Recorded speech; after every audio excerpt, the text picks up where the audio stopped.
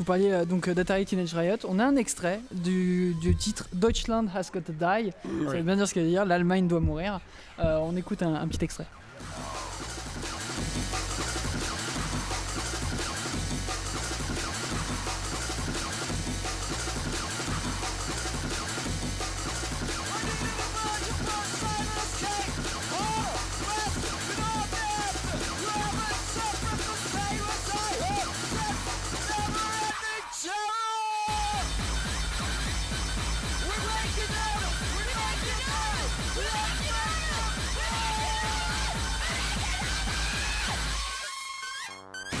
Donc c'était Atari Teenage Riot. Vous l'avez senti la puissance quand même et la rage et l'envie d'exister. C'était totalement différent de Nina Hagen. Oui, mais d'ailleurs, juste pour dire que ce groupe continue à exister, en 2010 il est revenu, il s'était arrêté, il est revenu, et c'est intéressant qu'un groupe qui est quand même dans l'histoire, en tout cas berlinoise, continue à être en activité, parce que beaucoup n'en le sont. Et cette expérimentation berlinoise, elle a duré jusqu'où? Parce qu'après la chute du mur de Berlin en 89, est-ce qu'elle était toujours présente? Est-ce qu'elle a évolué après? Je pense qu'elle n'a pas cessé d'évoluer. Elle n'a pas cessé d'évoluer comme l'art, de toutes les façons, pictural n'a pas cessé d'évoluer, puisqu'elle a changé. Je pense que Berlin est devenu la scène aussi de l'électro à ce moment-là. C'est parce qu'elle est devenue beaucoup plus libre, parce qu'il y avait beaucoup plus de choses permises. Du coup, les artistes sont venus en masse. Alors les artistes, quand je parle des artistes, je ne parle pas forcément que des gens internationaux et renommés. C'est les artistes qui avaient besoin de trouver une voie pour pouvoir s'exprimer. Donc vous aviez tous les peintres du monde et d'Allemagne venir à Berlin. Pourquoi? C'est pas cher. C'était pas cher. Enfin, moi, quand j'ai vécu à Berlin, j'ai vécu dans un studio de 60 mètres carrés, qui était plus grand que mon appartement parisien. Donc je vais vous dire, pour 400 €, ça le faisait. Mais c'était une réalité à l'époque. Vous viviez vraiment dans des endroits haut plafond, etc. Donc très bien quand vous étiez artiste peintre avec une belle lumière. Très bien aussi quand vous faites de la musique et vous ne gagnez pas beaucoup d'argent, parce que ça reste underground. Donc, mais c'est ce qui fait l'identité de Berlin à ce moment-là, qui avait besoin d'une identité. C'est ce côté underground, donc avec des clubs qui s'ouvrent complètement dans des endroits improbables, ce qui fait encore plus sa richesse. Le club le plus incroyable, c'était le Trésor, qui était dans une banque, donc pour ça le Trésor, parce qu'il y avait les coffres, donc ça se passait dans la salle des coffres. Mais c'était incroyable. Dans les années 90, c'était le club comme Studio 54. C'était fou. Et plus qu'ailleurs, le côté libre était toujours extrémiste. La musique était extrémiste parce que c'est des nouvelles sonorités, on allait plus loin, mais c'était mêlé aussi à des mœurs et des pratiques, que ce soit sexuelles ou avec des drogues qui sortaient aussi de l'époque psychédélique, où ça devenait presque naturel de prendre quelques drogues pour écouter de la musique, pour voyager. C'était toujours dans l'expérimentation. Donc ouais, elle a beaucoup évolué, et c'est devenu à ce moment-là... après la chute du mur, qui a signifié réellement que la liberté, c'était le nom de Berlin, c'est à ce moment-là que Berlin est devenu la scène de l'électro international. Mais la scène, simplement. Ça ne veut pas dire que non plus c'était le berceau de l'électro. L'électro n'est pas forcément né là. Ce n'est pas aussi la scène obligatoire, mais il y avait quelque chose de honorifique, plutôt, dans le sens où elle porte ce nom de scène électronique parce qu'elle est très franche, elle est très libertaire, et je trouve que voilà, elle permet aux gens d'être exactement ce qu'ils ont envie d'être à ce moment-là. Parlons des gens qui à cette époque-là, ils peuvent se libérer, ils retrouvent l'autre partie de Berlin, ils retrouvent l'accessibilité au monde qui les entoure. Comment ça les change? La réunification n'a pas été quelque chose de simple. Moi, j'étais là, mais sans être là. J'avais pas suffisamment de recul. Je pense que je me souviens de l'engouement qu'il y avait sur la réunification, parce que c'était un symbole de liberté, enfin comme si ça devenait normal. Aïe, on va reprendre une vie normale. Et en fait, il y avait quand même une angoisse à Berlin, parce qu'il y avait quand même deux parties qui avaient vécu différemment. Donc une partie qui avait vécu toutes les années 70-80 avec la liberté, la possibilité de s'exprimer, etc., qui prenait au compte-gouttes de façon précieuse ce qui pouvait venir artistiquement de l'Est, etc., mais qui avait quand même une éducation et un patrimoine culturel bien plus riche que ceux de l'Est, qui avaient eu un ralentissement en termes de développement. C'est-à-dire que quand vous venez sur le marché aux années 90, ou même pour la génération qui après allait à l'école, devenir community manager, ça ne leur parlait pas. Vous êtes à l'iPhone 12 000, eux ils en sont encore au Nokia 3620. Donc il y a eu cette grande inquiétude de savoir comment les gens allaient vivre. Est-ce que ça n'allait pas en plus effondrer l'économie de Berlin qui déjà était pas très riche? Et je trouve qu'ils ont fait un énorme travail. Un énorme travail, mais ça se voit avec des paradoxes. Quand vous allez chez McDo ou chez Quick, ou, parce qu'il faut que j'en cite plusieurs, ou chez Burger King, qui officie effectivement en Allemagne aussi, il n'est pas rare à l'époque de rencontrer une personne qui a 50 ans, vous servir. Ce qui est comme, puisqu'on dit que c'est des jobs d'étudiants chez nous. Et en fait, parce qu'en fait, il n'y a eu que ça pour travailler en fait, à ce moment-là. Parce que la réunification, c'était le marché aussi du travail qui se réunifiait, mais c'est les gens de l'Ouest qui pouvaient plus en profiter. Et c'est ce qui s'est passé d'ailleurs. La réunification a permis aussi des traverses, c'est que les gens de l'Ouest se sont installés en Est, ont fait des super bâtiments, avec des espaces incroyables, etc. Mais peu à peu, la population, elle a changé. C'est ça aussi qui a été un traumatisme, c'est que peu à peu, l'immigration, on l'a repoussé, les gens qui pouvaient pas... Enfin, moi, j'ai vu des gens dans mon immeuble, j'avais des Turcs, etc. J'habitais à l'époque, mon premier appartement était à Prenzlauerberg, qui était proche du mur. Donc, aujourd'hui, Prenzlauerberg, c'est la destination, ou en tout cas le quartier de prédilection à Berlin, puisque c'est un peu le canal Saint-Martin. Tout le monde a sa poussette yo-yo, tout le monde mange des petits sandwichs au concombre en buvant son taille, machin, vegan, machin, comme ça. C'est super beau. Mais moi, à l'époque, quand j'y étais, j'avais des balles sur le mur, des impacts de balles. Le bar en bas, c'était une planche et on te servait ta bière comme ça, etc. Et t'écoutais de la musique un peu alternative, etc. Et tu mangeais ton kebab. Voilà, c'était aujourd'hui, c'est autre chose. Je dis pas que c'est... Je trouve que Berlin, c'est quand même une ville qui est quand même, où le passé, est quand même présent et quand même assez oppressant. Enfin, on le sent, le poids du. Ah, il y a beaucoup de mémorials de toutes les façons. Il y a beaucoup d'endroits, même dans Berlin, je trouve que, où on te dit tiens, là il y a eu ça, là il y a eu ça. On pense à ci, on pense à ça, c'est certain. Ce que je dis, c'est simplement la réunification. A permis à Berlin de devenir très attractive. Et dans cette attraction, il y a eu du bien, parce qu'elle est devenue de façon honorifique la scène de l'électro mondiale. Mais il y a eu aussi une conformisation, c'était donc le paradoxe de cette liberté, de ce cri de liberté, qui a permis une conformisation de certains quartiers. Ça fait 15 ans que chaque fois qu'on peut voir de façon physique des quartiers complètement se transformer, avec des mouvements de population qui n'existent plus. Donc c'est une bonne chose, parce qu'on construit beaucoup, on fait beaucoup de choses, mais est-ce qu'on ne perd pas l'identité de ce qu'était Berlin? Ce que vous disiez, Bénédicte, c'est que quand vous êtes allé à Berlin, vous avez quand même ressenti toute cette histoire, toute cette oppression. Moi, je trouve qu'il y a le poids historique est important, quoi. Et puis, vous le ressentez? C'est par des monuments, un mémorial, c'est des monuments. Bon, après, moi, j'ai ressenti. J'ai fait la touriste, bien sûr. Donc, j'ai pris le car qui montrait les différents endroits, bien sûr. etc. Mais je trouve que même en se promenant dans des nouveaux quartiers qui ont été réhabilités, etc., on sent quand même, je ne sais pas comment l'expliquer,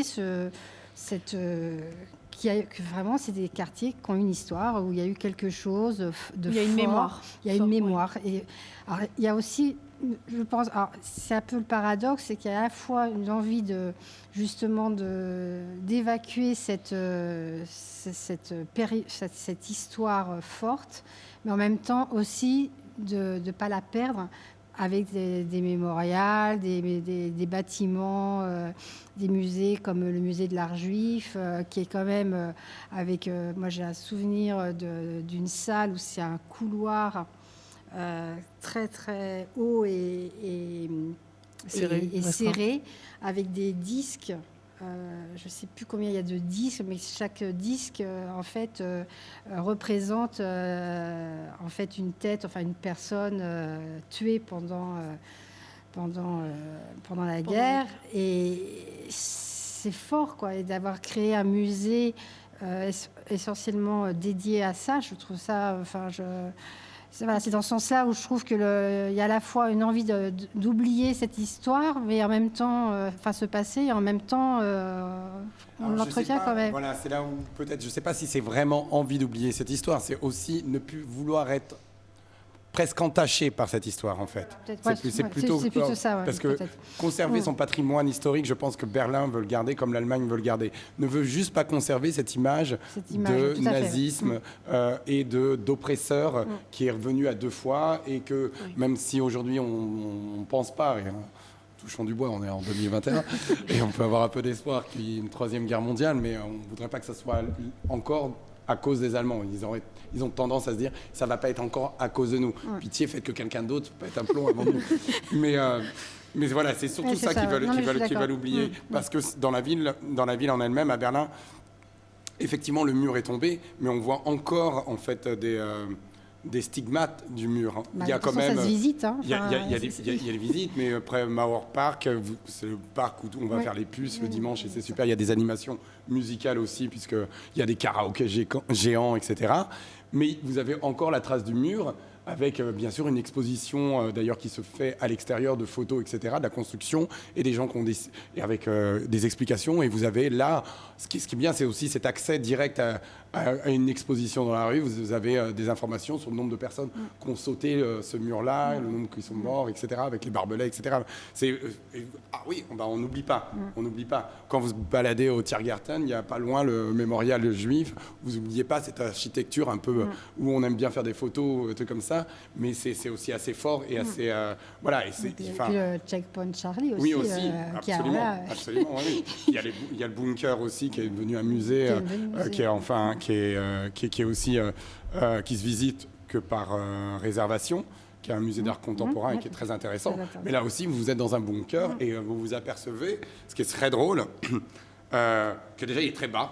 Il est très bas donc ils ont cassé un étage. Donc vous vous dit peut-être que les Allemands n'étaient pas si grands, mais ils ont cassé un étage et qu'il n'y a pas de toilette et qu'il y a rien et que la première fonction de ce bunker a été de devenir une discothèque clandestine dans les années 70. Et du coup, ils restaient dedans. Il n'y a pas de fenêtre, il n'y a rien, il n'y a pas de toilette, etc. Et ils faisaient la fête sur 2 étages qui étaient très petits. C'est hyper angoissant, mais je trouve ça, voilà, ils recyclent des choses qui sont assez... c'est incroyable et aujourd'hui c'est un très joli musée et qui fait beaucoup d'ailleurs d'expressions personnelles puisqu'ils prennent c'est du contemporain et c'est intéressant de voir que c'est basé sur la liberté en fait. Vous parliez donc des clubs clandestins ou même des clubs comme le Trésor qui est ouvert en 91, donc après la chute du mur. Ces clubs, ils sont tous réunis d'un côté ou est-ce que finalement Berlin a réussi à fusionner et la culture électro a réussi à... Il n'y a plus de Berlin-Est, Berlin-Ouest qui se ressent ou il y a quand même une partie de Berlin qui est quand même plus festive que l'autre?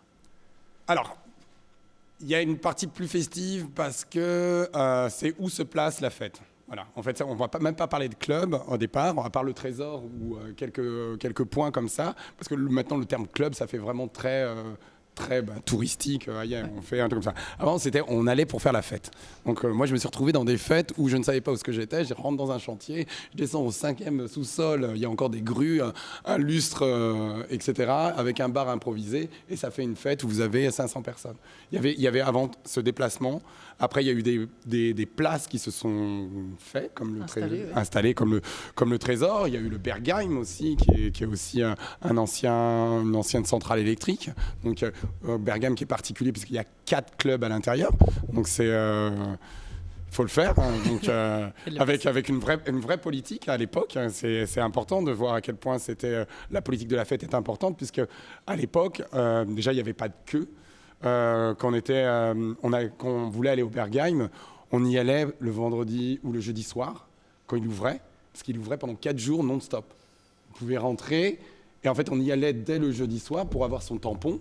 Ça, on a payé et on se casse. Et après, tu y vas quand tu veux. Ton week-end était de 4 jours. Tu savais qu'à un moment ou un autre, tu devais y aller à 6 h du matin ou à un truc comme ça, avec des ambiances complètement différentes, puisqu'il y a 4 clubs, donc avec des populations complètement différentes. Ça aussi, il y avait cette liberté.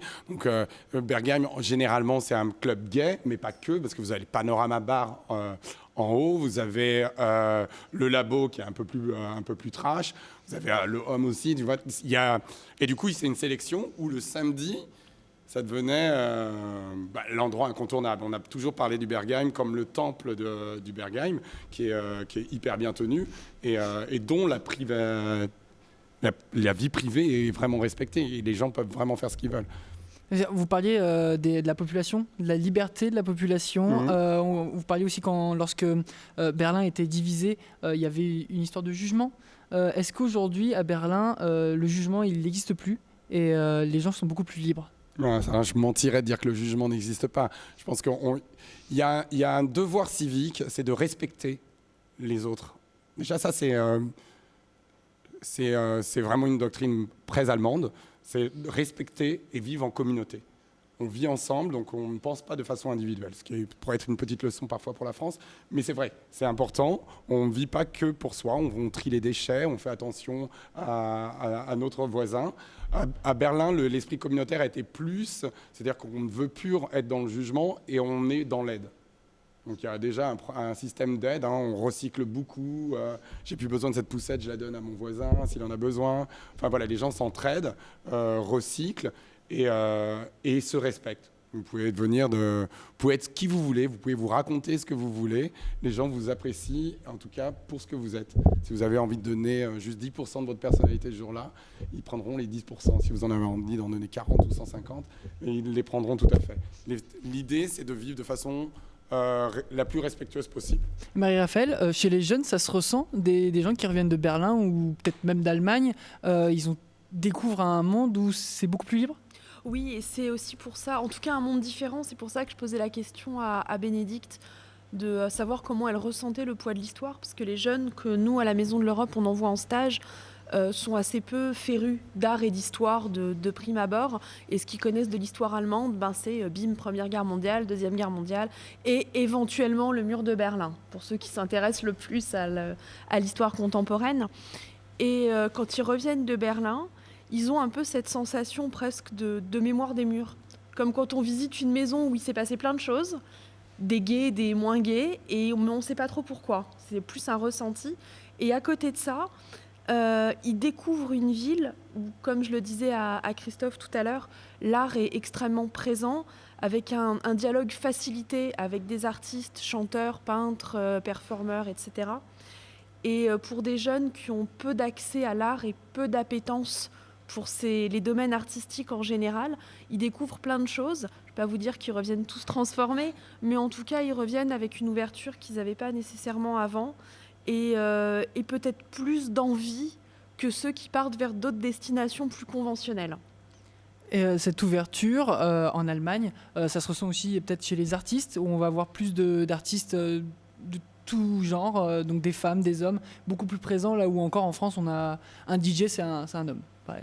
Ah oui, alors ça c'est aussi un autre domaine, mais c'est un domaine assez important et ça marche aussi avec cette liberté que Berlin a, donc avec aussi ce lien facile de pouvoir, donc on parle de lien entre les gens, un lien social, de pouvoir se rencontrer plus facilement, de pouvoir parler plus facilement.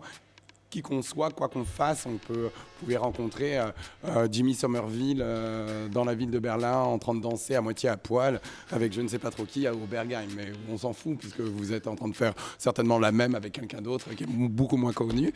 Mais voilà, il y a vraiment un côté très festif et très facile de se rencontrer.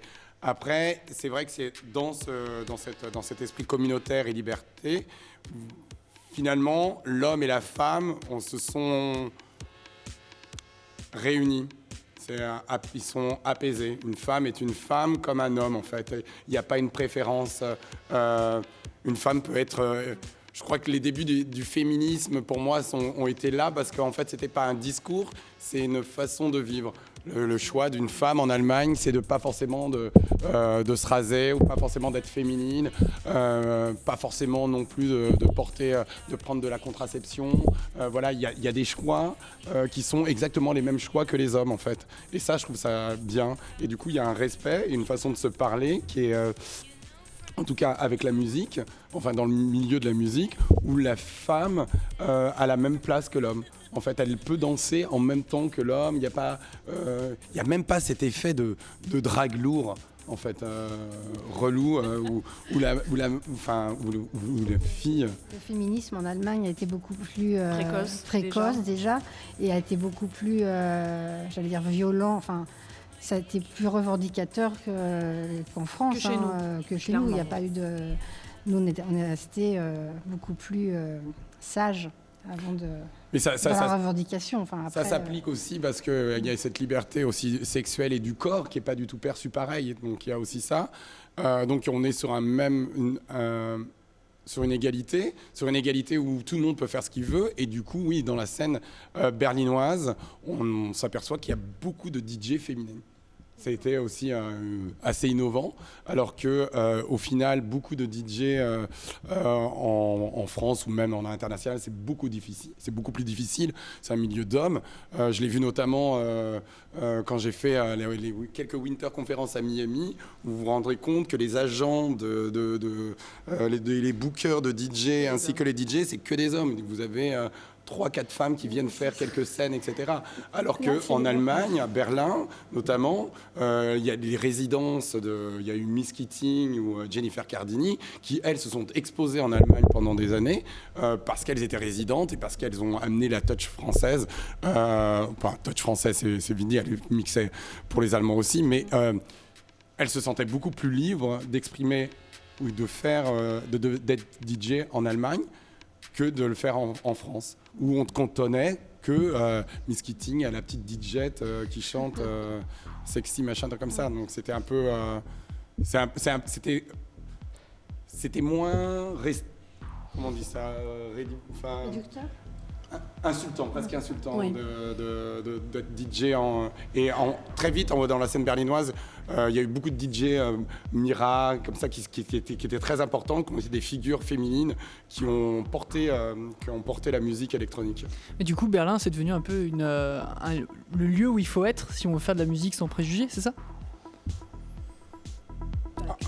Je pense que quand on est artiste et qu'on veut faire de la musique, on peut en faire partout. Alors ça, on va être d'accord là-dessus. Déjà, je ne pense pas que Berlin donne une formation supérieure que d'autres endroits.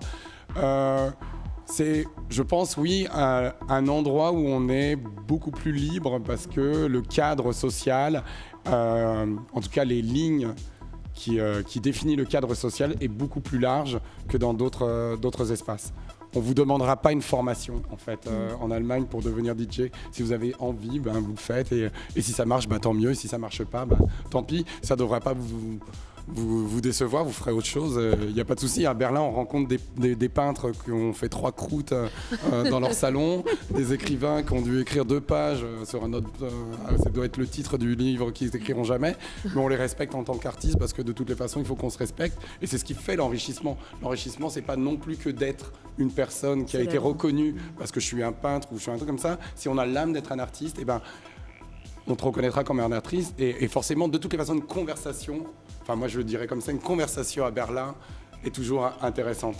Vous pouvez rentrer dans un bar tout seul, que vous soyez une fille ou un garçon, quelle que soit votre orientation, on ne vous laissera jamais dans un coin, dans un bar à Berlin. Il y aura toujours une personne qui viendra vous dire bonjour. Et ça, je pense que c'est déjà le lien qui fait la particularité de Berlin.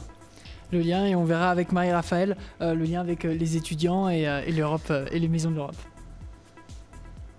Les spéciales de l'info, avec le soutien du Fonds citoyen franco-allemand. C'est complet. Donc Marie-Raphaël Mignet, vous êtes de la Maison de l'Europe des Yvelines. On a parlé longuement, on a aussi parlé des jeunes. Et c'était passionnant. Entre la France et l'Allemagne, est-ce que c'est important ? Il y a beaucoup de demandes chez les jeunes ? Oui, tout à fait, de plus en plus, pour plusieurs raisons. D'abord parce que, en termes d'opportunités, je ne vais pas revenir sur ce qu'on s'est dit depuis bientôt 1 heure, sur la tolérance et le fait que les jeunes se sentent à l'aise dans des villes comme Berlin. Mais quand on travaille dans l'insertion professionnelle, on se rend compte qu'en Allemagne, il y a une plus grande tolérance aussi vis-à-vis du parcours du jeune. Et s'il n'a pas eu le bac, il n'a pas eu le bac. Et on va essayer de lui trouver un stage. Et s'il ne parle pas allemand, c'est pas grave, on va lui trouver un stage où il peut, dans un premier temps, baragouiner en anglais ou en français. Et puis, on va lui faire apprendre l'allemand. A contrario, j'envoie des jeunes à Dublin. S'ils ne sont pas déjà à moitié bilingues, ça va être compliqué de leur faire autre chose que du tri dans un charity shop ou du service dans un coffee shop. Donc ça, c'est quelque chose qui est très appréciable et les jeunes, au retour, se sentent valorisés. Et j'ai une jeune fille qui vient de revenir de Berlin fin décembre, qui avait commencé des études de laborantine et qui souhaitait intégrer une fac à Munich, qu'elle n'a pas pu intégrer parce que pas le niveau d'allemand suffisant. Elle a passé 3 mois à Berlin dans une école, une espèce de conservatoire des arts et métiers. Elle était au département biochimie, elle est revenue bilingue et elle va rentrer à la fac l'année prochaine. Et elle a vraiment eu cette opportunité-là grâce à la mentalité allemande et plus particulièrement berlinoise. Donc je trouve ça vraiment génial.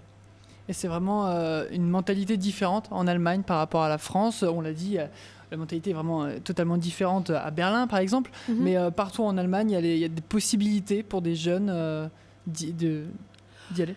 Moi, je pense, je veux juste, là où c'était intéressant, c'est qu'on parle de liberté, etc. Mais il y a un mot qui a été dit. C'est vrai que c'est une ville très jeune, très dynamique. Et c'est vrai que c'est à cause de cette jeunesse qui est à la fois dynamique qu'il y a ces opportunités. Et voilà, il n'y a pas que cette tolérance dont on parle finalement, c'est aussi une ville très très jeune. C'est un grand campus, on a vraiment l'impression qu'il y a un grand campus avec des grandes sociétés comme SoundCloud, etc. qui viennent de s'installer.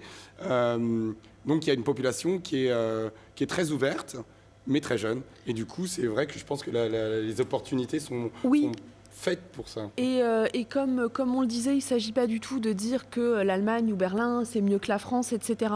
Je le vois en termes d'opportunités pour un public spécifique, qui est celui qu'on accueille et qu'on forme à la Maison de l'Europe, ce qu'on appelle les jeunes avec le moins d'opportunités, qui pour beaucoup n'ont pas leur bac, ou qui ont commencé un BTS, qu'ils ont arrêté en cours de route, etc. S'il y a un souci pour moi en France, c'est le côté un peu cloisonné. On t'oriente à partir du moment où tu as 12-13 ans et ça se passe pas bien à l'école, ça va être tel type d'orientation, tel type de lycée professionnel, etc. Christophe disait, en Allemagne, n'importe qui peut être un artiste, même s'il a écrit 2 lignes sur un papier. C'est assez vrai. On a ça aussi un petit peu avec Dublin, où tout le monde peut être musicien. En France, quelqu'un qui joue de la guitare sur un pont de Paris, c'est un clochard. Pas que, mais j'exagère exprès. En Allemagne, c'est un musicien. Et dans les rues de Dublin, quelqu'un qui joue du violon ou du tin whistle, c'est aussi un vrai musicien. Et pour en revenir à Berlin et à l'Allemagne, parce qu'on n'a pas envoyé des jeunes qu'à Berlin, mais aussi dans d'autres villes, même dans des coins beaucoup plus conservateurs en Bavière, comme Waldkraiburg ou Aschaffenbourg, et ils ont toujours été bien accueillis, et on leur a toujours laissé des opportunités de faire plus que ce pourquoi ils avaient étudié. Et c'est quelque chose qui me plaît beaucoup et pour lequel je suis très reconnaissante pour eux.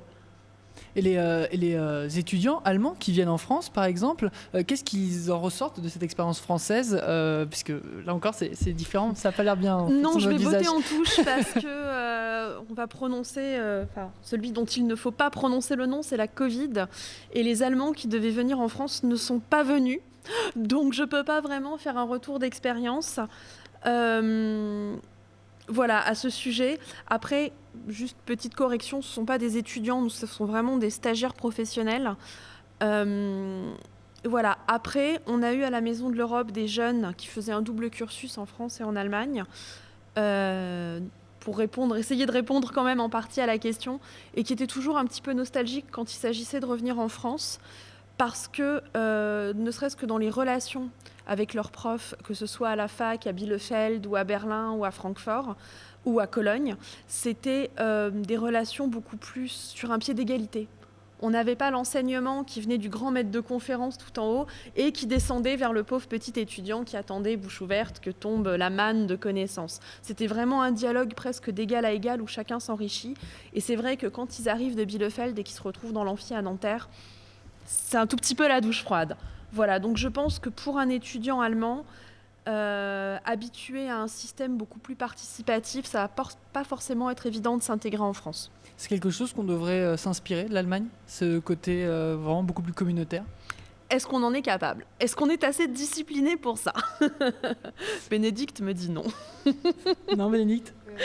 Le français est par définition pas très discipliné, donc c'est ça. Donc je vois pas trop comment on peut l'espoir fait ce serait l'idéal, bien évidemment, mais j'ai un peu de mal à Je sais pas. À voir. C'est ça. Après, c'est pas d'encenser l'Allemagne comme Mais non, pas du tout, l'Eldorado, non, pas du tout, l'Eldorado, du mais tout. c'est vrai que le côté un peu discipliné, citoyen, fait que les cadres sont plus faciles à vivre et moins oppressants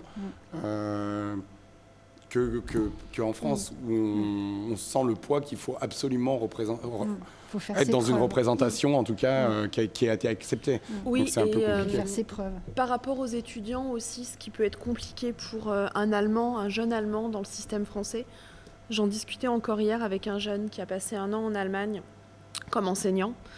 En France, on a un manque de reconnaissance de tout ce qui est apprentissage et apprentissage professionnel.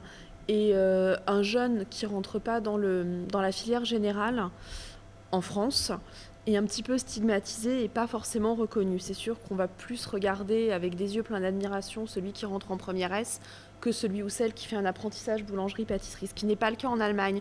Donc ça peut être un petit peu déroutant pour un jeune Allemand à qui on a dit c'est très bien la filière pro que tu as choisie, etc. Et tu vas faire un beau métier qui est hyper constructif. S'il arrive en France et qu'il se sent un petit peu rabaissé, ça peut être aussi compliqué à gérer. Merci beaucoup à vous trois d'avoir été là, Bénédicte Baron, Christophe Callillon et Marie-Raphaëlle Minier. Merci au Cabaret du Bout des Prés de nous avoir accueillis et sans oublier évidemment le Fonds citoyen franco-allemand, la Maison de l'Europe des Yvelines et la Maison de l'Europe de l'Eure, sans qui cette émission ne serait pas faite. Et vous pouvez retrouver cette émission sur notre site et notre application Radio Sensation.